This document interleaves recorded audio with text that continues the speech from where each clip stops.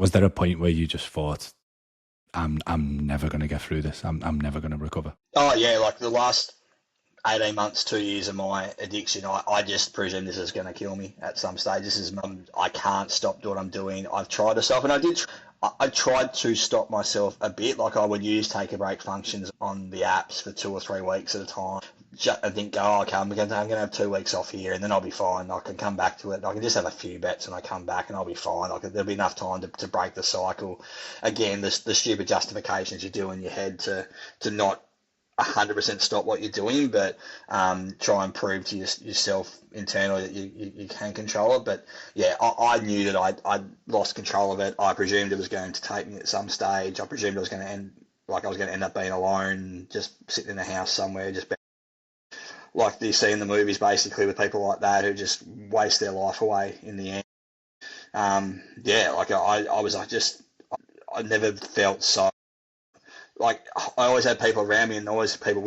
Those last 18 months, 2 years of my addiction, I just felt alone. I just felt lost and alone, and I was the only one in the world going through this. But I can't change it. So, and then again, that's what kept turning me into horror gambling robot of a person. It turned me into. And it's such a lonely place to be, isn't it? When you're right in it. You've spoke about you were a fully functioning gambling addict, the same as myself. Hardly people knew about my gambling. Nobody knew the depths of it. I was the only one that knew what was going on, and it's such a lonely place. And the addiction thrives in secrecy. It just keeping it secret, keeping it hidden from everyone else, just keeps you stuck in that horrible cycle. Did anyone else notice? Did anyone else have any type of inkling how deep you were in?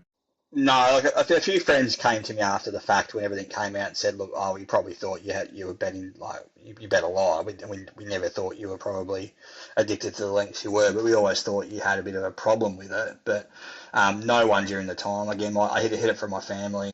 My partner, she'd had enough of me by the time my addiction came out. Like in the back of her mind, she was thinking she was going to leave at some stage, probably fairly soon, because I just turned into this horrible person. But like it was just, I did hide it well because I was like yourself. I was fully functioning in society to an extent where I'd go to my job and I'd get enough bills paid to cover things, and I'd borrow enough money without people getting too many questions asked about why I was borrowing money. I'd like, oh, sorry, call like my mum up and go, oh, so my pay's been delayed by 2 days for some stupid reason. Can you chuck 100 in my account and I'll pay you back on payday?